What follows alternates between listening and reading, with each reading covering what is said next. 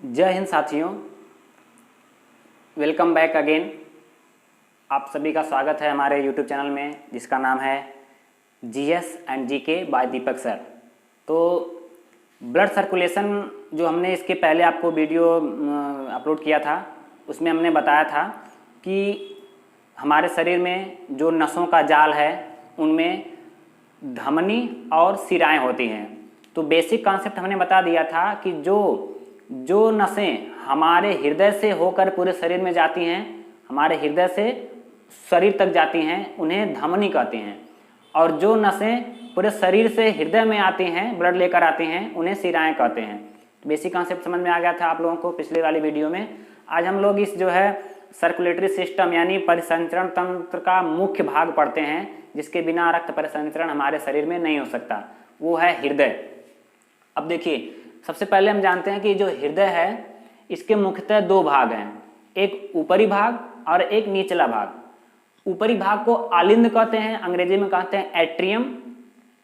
निचली भाग को निलय कहते हैं, निलय अर्थात वेंट्रिकल। अब देखिए, इसको याद करना बिल्कुल इजी है, एक याद रह जाएगा ट्रिक से तो दूसरा याद हो जाएगा। निचला निलय, निचले वाले भाग को क्या कहते हैं? निलय। निचले वाले भाग को निलय, तो ऊपरी वाले भाग को आलिंद। ठीक है।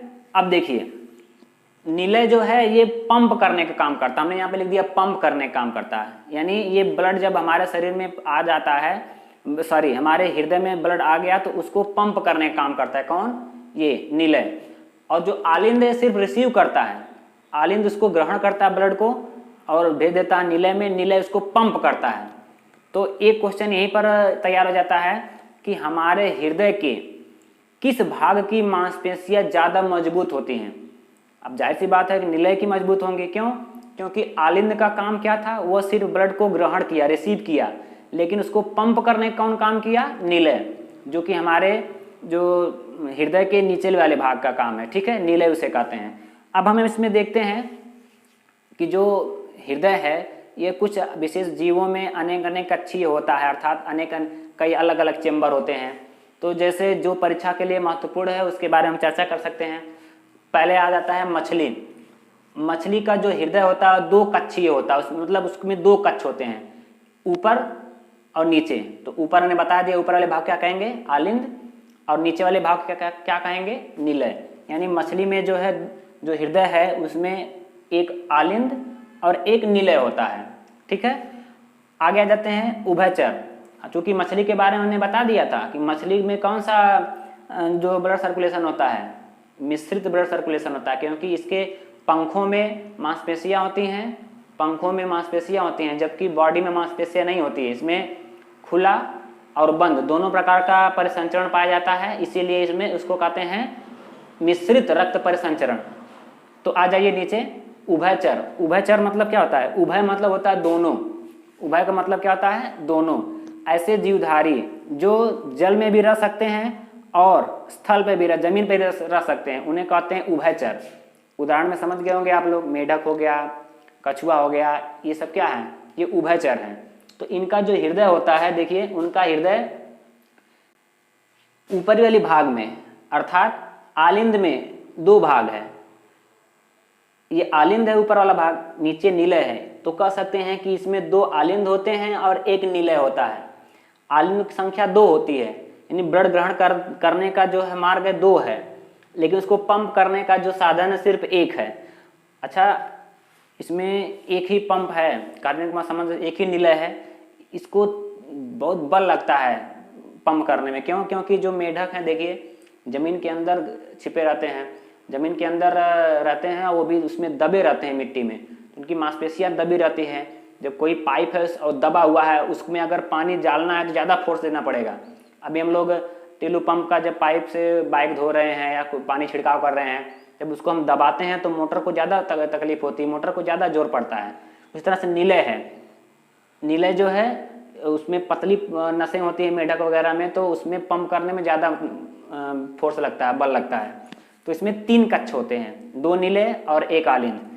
अब आते हैं स्तनधारी और पक्षी। स्तनधारी जैसे मनुष्य हो गए, गाय भैंस, ये सब जो क्या है ये स्तनधारी हैं। इसमें भी ऊपरी वाले भाग को आलिंद, निचले वाले भाग को निलय। लेकिन ये क्या, आलिंद भी दो और निलय भी दो, अर्थात हम कह सकते हैं कि मनुष्य का हृदय जो है वो 4 कक्षीय होता है, इसमें 4 चेम्बर होते हैं। ये तो हो गया मोटी मोटा हृदय के बारे में। अब हम लोग ह्यूमन हार्ट यानी मानव हृदय के आंतरिक संरचना का फिगर बना करके अच्छे से समझते हैं कि हृदय काम कैसे करता है, कैसे इसमें ब्लड आता है, कैसे इसमें पंप होता है, उसके मुख्य मुख्य भाग क्या हैं। ठीक है, आप इसका एक स्क्रीनशॉट लीजिए। देखिए अब हम लोग हार्ट का इनर पार्ट यानी हार्ट के आंतरिक संरचना बना करके हृदय की कार्य प्रणाली को समझेंगे। पहले हम लोग बनाएंगे निलय। देखिए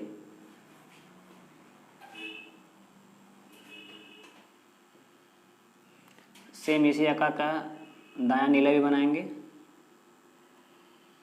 दोनों एक आकार में रहेंगे। मुझे नज़दीक से देखने में बराबर दिख रहा है। अब जैसे इधर बायां हो जाएगा, इधर बायां, इधर दायां, यानी ये हो गया आपका बायां निलय, ये हो गया दायां निलय। अब इसमें जो बायां निलय है इसकी जो बाहरी परत है ये मोटी होती है, इसीलिए लगता है कि हृदय झुका हुआ है, और इधर आकर के ये इसकी परत पतली हो जाती है। तो इसीलिए जो जब बनाया जाता है तो लोग उसको झुका देते हैं, जबकि निलय के दोनों निलय का आकार एक ही होता है। अब इस तरह से ये निलय हो गया, दायां निलय और बायां निलय, और ये ऊपर थोड़ा जा करके ये पतली हो जाती है। इधर से आई हुई है, ये हो गया फुसफुस शिरा। क्या हो गया ये,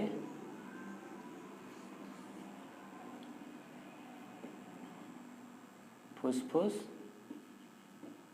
शिरा। इसमें से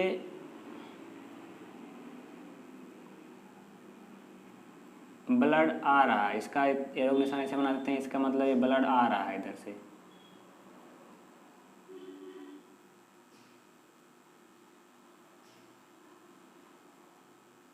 इसमें ब्लड आ रहा है, ठीक है।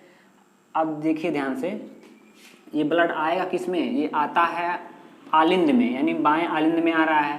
तो यहाँ पर एक वाल्व लगा होता है, वाल्व लगा होता है, वाल्व मतलब कपाट समझ लीजिए। यहाँ से ब्लड इधर एंट्री करेगा,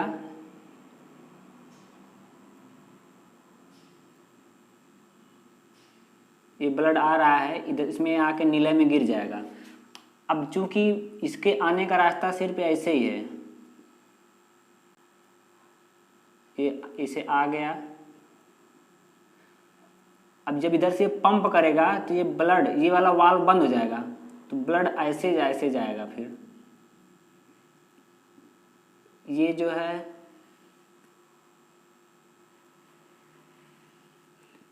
ये है एओर्टा, यहाँ पर एक वाल्व लगा है। अभी हम बताएंगे कौन कौन से वाल्व हैं, पहले हम बना लेते हैं इसको।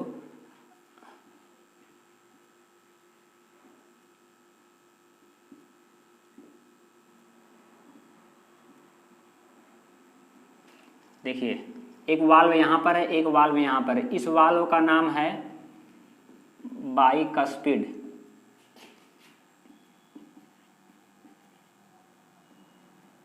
बाइकस्पिड वाल्व, यानी फुसफुस शिरा से ब्लड बाएं आलिंद में आया, बाएं आलिंद से यहाँ पर एक वाल्व लगा है, इस वाल्व के रास्ते आ गया बाएं निलय में। अब यहाँ पे सही है, जब पंप करेगा तो ये वाल्व बंद हो जाएगा, ये ब्लड इधर वापस नहीं जा पाएगा, अब इधर जाएगा। तो यहाँ पर भी एक वाल्व लगा है, ये वाल्व खुल जाएगा, चला जाएगा ब्लड सारा। ये इसका नाम है महाधमनी, इसे कहते हैं महाधमनी, महाधमनी। इसको अंग्रेजी में कहते हैं एओर्टा,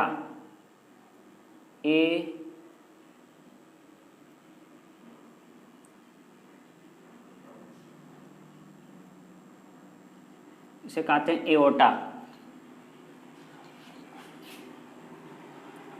ये इधर लेफ्ट है, हम बता देते हैं एओर्टा, यानी एओर्टा मतलब महाधमनी। अब ये सोचिए, जब ये महाधमनी में वाल्व लगा है जिसका नाम है एओर्टा, तो इसमें जो वाल्व लगा है इसका नाम रहेगा एओर्टिक वाल्व। इसका नाम क्या रहेगा, इसका नाम रहेगा एओर्टिक वाल्व। ये जो इसका ना याद रखिएगा आप लोग। चलिए अच्छा हम बना ही देते हैं। इसका नाम है एओर्टिक वाल्व। ठीक है।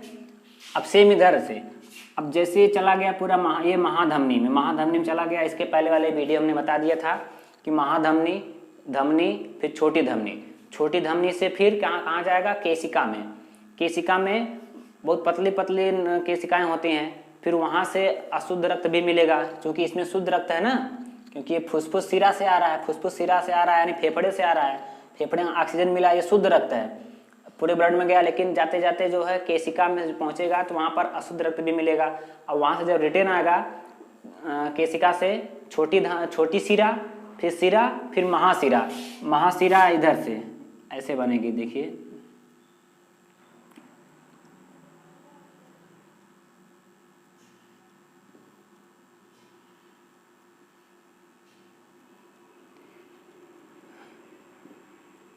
ये ब्लड आ रहे हैं महासिरा से, इधर आ जाएगा।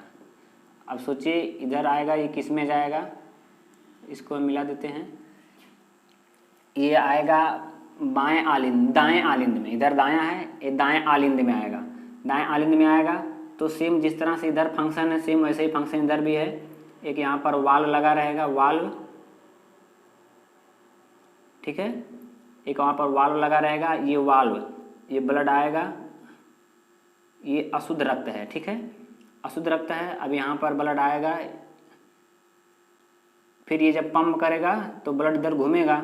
अब ये जो है यहाँ पर वाल्व बंद हो जाएगा। इस वाल्व का नाम बता देते हैं, इसका नाम है ट्राइकस्पिड वाल्व। ट्राइकस्पिड वाल्व, ठीक है। अब जो भी यहाँ पर जाएगा, ये ब्लड ऐसे आया, अब यहाँ पे जब ये वाल्व बंद हो गया तो यहाँ पर एक नली है,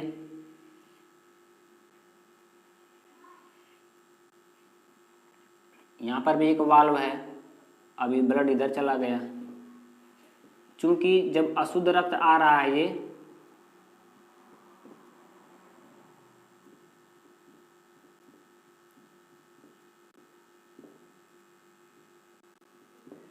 ये अशुद्ध रक्त है, ये अशुद्ध, क्योंकि ये सिराओं से आ रहा है, सिराओं में अशुद्ध रक्त बहता है। अब ये क्या, कौन सी सिरा है, ये फुसफुस सिरा है।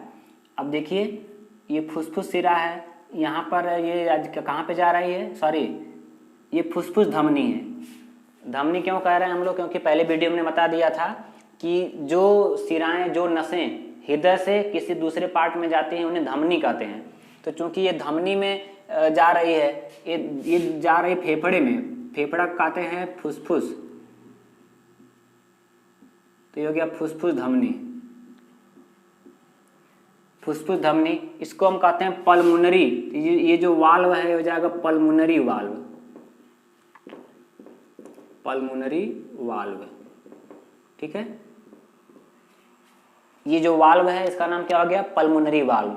4 वाल्व हो गए और इसमें 4 कक्ष भी हो गए, ठीक है। अब याद रखिए कैसे।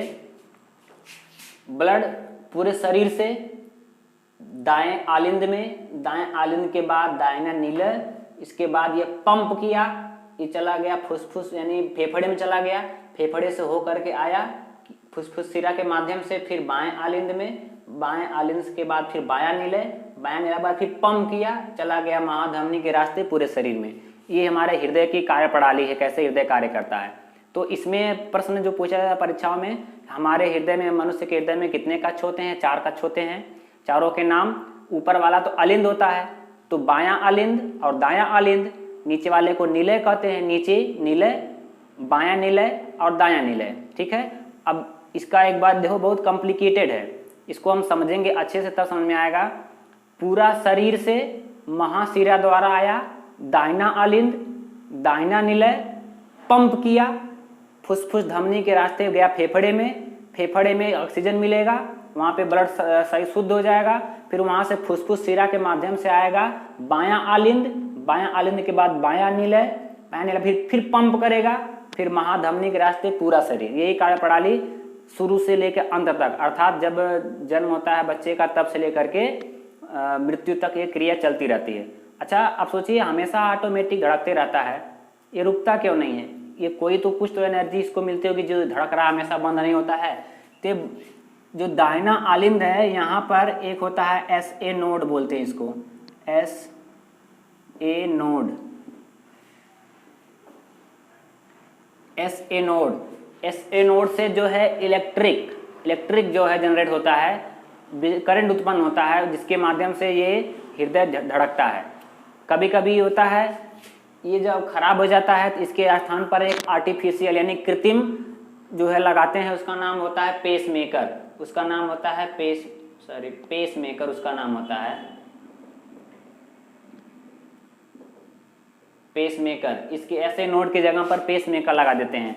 किसी का मतलब अब देखिए प्रश्न पूछता है कि जो पेसमेकर लगाया जाता है वो हमारे हृदय के किस कक्ष में लगाया जाता है, किस भाग में लगाया जाता है? तो हम कह सकते हैं कि जो पेसमेकर लगाया जाता है हमारे हृदय के दाहिने आलिंद में लगाया जाता है।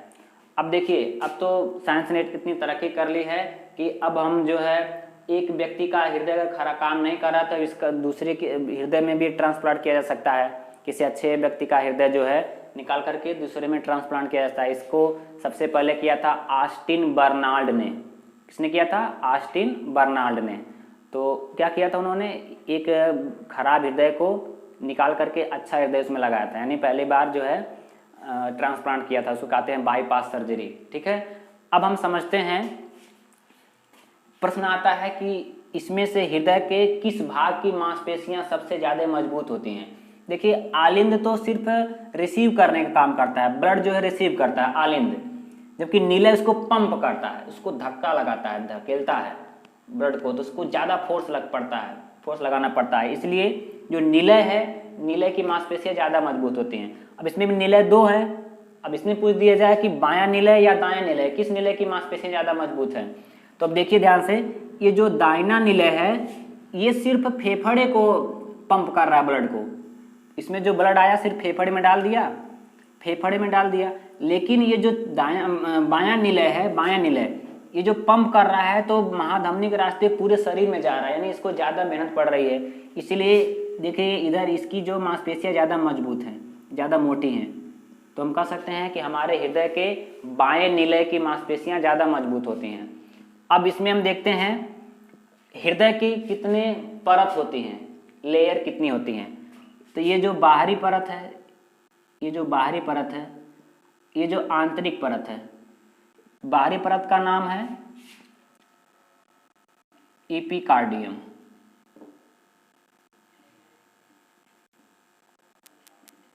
एपिकार्डियम। दूसरे का नाम है इंडोकार्डियम, आंतरिक का। कार्डियम मतलब हृदय होता है। तीसरा जो बीच में है ये वाला, ये जो भाग है, ये जो भाग बीच वाला इसे कहते हैं मायोकार्डियम।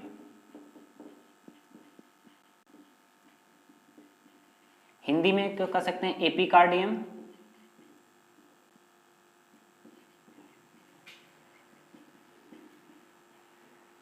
एपिकार्डियम, एंडोकार्डियम और मायोकार्डियम।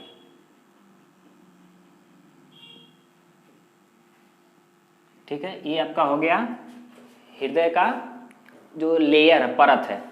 बाहर जो है एपिकार्डियम, अंदर इंडोकार्डियम और इसके बीच में वाले जो भाग है इसको कहेंगे मायोकार्डियम। अब देखिए ये जो बीच वाला चीज है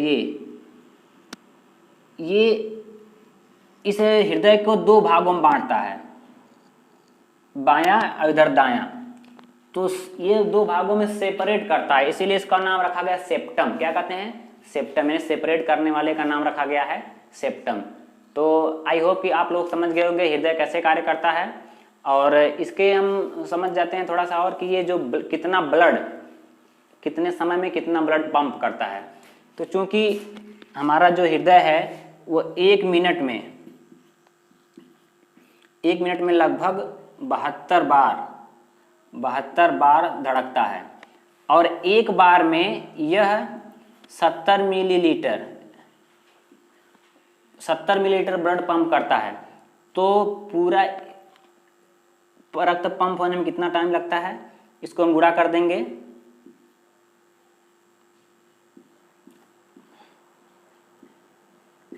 पाँच 5040 ml, अर्थात हमारे शरीर में औसतन 5 से 5.5 लीटर ब्लड होता है। और अनुमान लगाया गया है कि हमारा जो हृदय है ये तो सिर्फ 300 ग्राम का होता है, तो 5 लीटर ब्लड को कैसे एक के साथ पंप थोड़ी कर पाएगा, वो आते रहता है और पंप होते रहता है। यानी पूरे रक्त को पंप होने में जो है 1 मिनट लगता है 72 बार, यानी 72 बार में ये 5040 ml अर्थात 5 लीटर, लगभग 5 लीटर ब्लड को पंप कर देता है।